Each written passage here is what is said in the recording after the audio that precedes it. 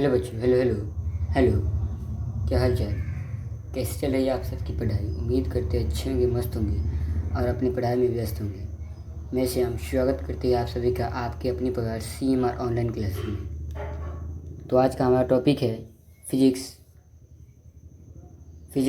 Objective question, जो कि part 2 हो रहा है। ठीक है, फिजिक्स का ऑब्जेक्टिव क्वेश्चन होगा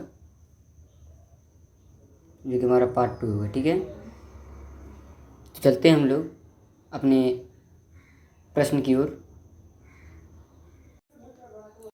तो ये हमारा पहला प्रश्न है कि गोलीय दर्पण की परावर्तक पृष्ठ के केंद्र को दर्पण कहा जाता है। मध्य, ध्रुव, गोलार्ध या अक्ष? तो ये हो जाएगा हमारा ऑप्शन नंबर ध्रुव, ऑप्शन नंबर बी। चलिए अगले प्रश्न की ओर चलते हैं। अब ये प्रश्न कहता है कि किसी लेंस द्वारा उत्पन्न आवर्धन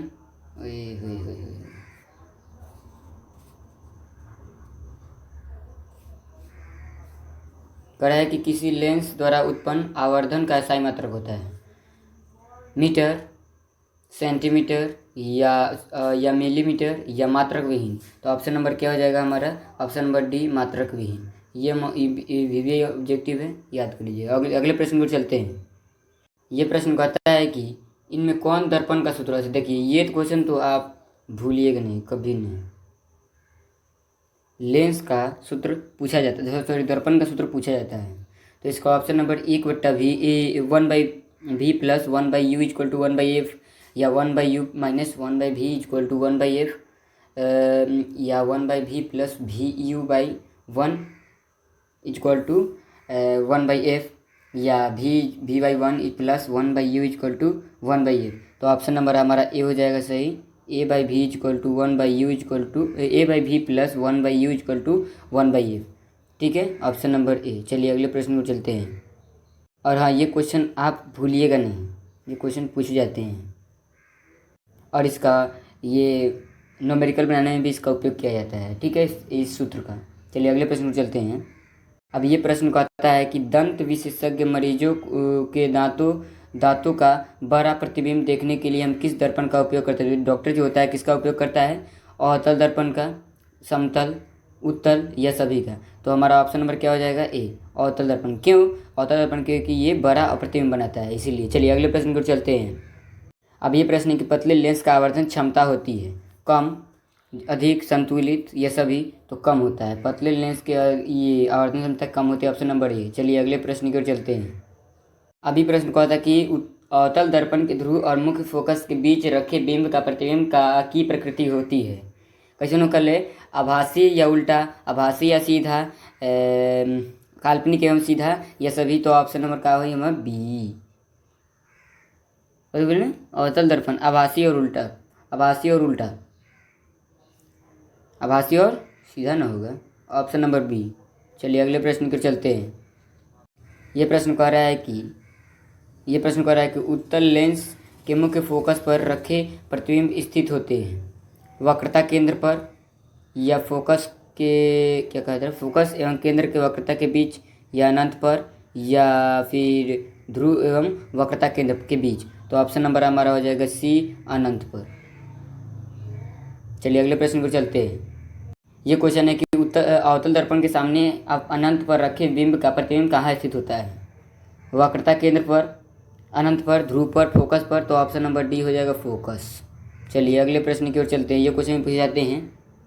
अब ये क्वेश्चन कह रहा है कि मुख्य अक्ष के समांतर आने वाली कोई प्रकाश किरण अवतल लेंस के अपवर्तन के पश्चात क्या होता है? उसी अक्ष के पर विपरीत होता है, या उसी पथ के अनुदिश वापस परिवर्तित हो जाती है?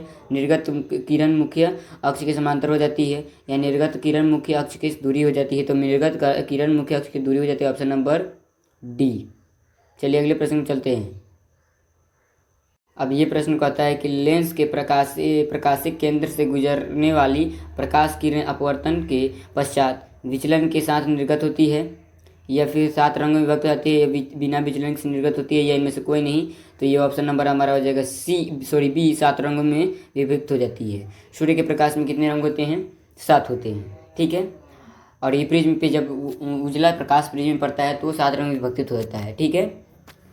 चलिए अगले प्रश्न को चलते हैं।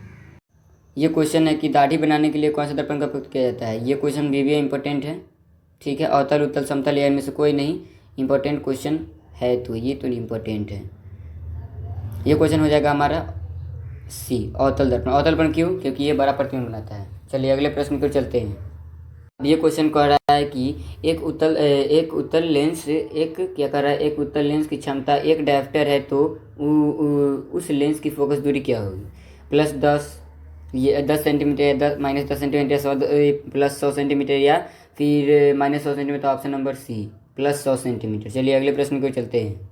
ये क्वेश्चन कह रहा है कि एक गोलीय दर्पण तथा किसी पतले गोलीय लेंस की फोकस दूरी 15 सेंटीमीटर है तो दर्पण लेंस की संभवता है।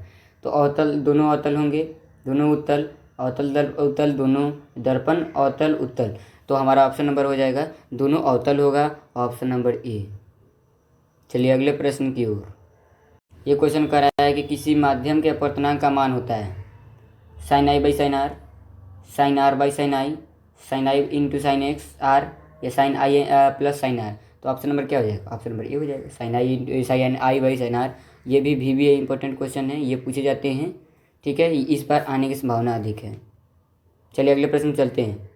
ये क्वेश्चन कह रहा है कि एक उत्तल लेंस है, एक उत्तल लेंस है सभी जगह के समान मोटाई पर, बीच की किनारों की बीच में मोटाई, या इनमें से कोई नहीं।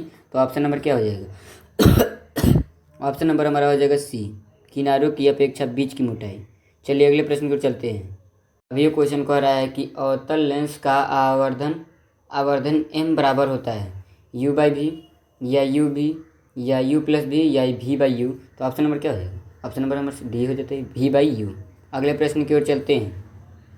ये क्वेश्चन कह रहा है कि सोलर कुकर में प्रयोग किया जाता है।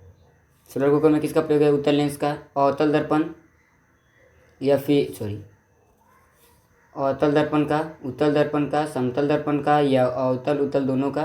तो हमारा कितना ऑप्शन नंबर क्या हो जाएगा? ऑप्शन नंबर ए, अवतल दर्पण का। सोलर कुकर में अवतल दर्पण का प्रयोग। चलिए अगले प्रश्न को चलते हैं।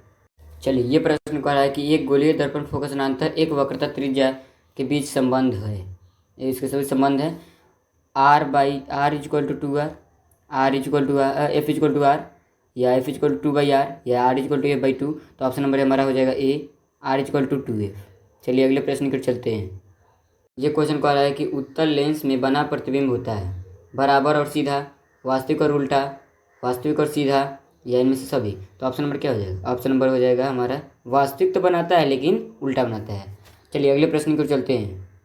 ये कोई प्रकाश में न्यूनतम वेग होता है निर्वात में, जल में, कांच में, और वायु में। तो कांच में, ऑप्शन नंबर डी। चलिए अगले प्रश्न की ओर चलते हैं। ये क्वेश्चन कहा था कि एक किसी शब्दकोश में पाए गए छोटे अक्षरों को पढ़ने के लिए हम कौन सा लेंस का उपयोग करते हैं? 50 सेंटीमीटर फोकस दूरी, अवतल लेंस का तो फोकस करेंगे ही नहीं। 50 सेंटीमीटर मतलब फोकस दूरी का उत्तल लेंस नहीं, मतलब 5 सेंटीमीटर का फोकस दूरी का उत्तल लेंस। ऑप्शन नंबर हमारा हो जाएगा डी। क्या हो जाएगा? Option number D. अरे ऑप्शन नंबर डी। चलिए अगले प्रश्न की ओर चलते हैं। ये क्वेश्चन कह रहा है कि काल्पनिक प्रतिबिंब होता है सीधा, उल्टा, या दोनों, या इनमें से कोई नहीं। तो ऑप्शन नंबर क्या हो जाएगा? ऑप्शन नंबर हमारा हो जाएगा ए, काल्पनिक प्रतिबिंब होता है हमेशा सीधा होता है। चलिए अगले प्रश्न की ओर चलते हैं। अब ये प्रश्न कह रहा है कि गोलीय दर्पण का वक्रता केंद्र को किस अक्ष से निरूपित किया जाता है? सी से, पी से, ओ से, एफ से। तो सी से, ऑप्शन नंबर ए। चलिए अगले प्रश्न को चलते हैं। अब ये प्रश्न कहता है कि निर्वात में छाल है 3×10⁸ ms मीटर सेकेंड, या अरे चाल होगा भाई, चाल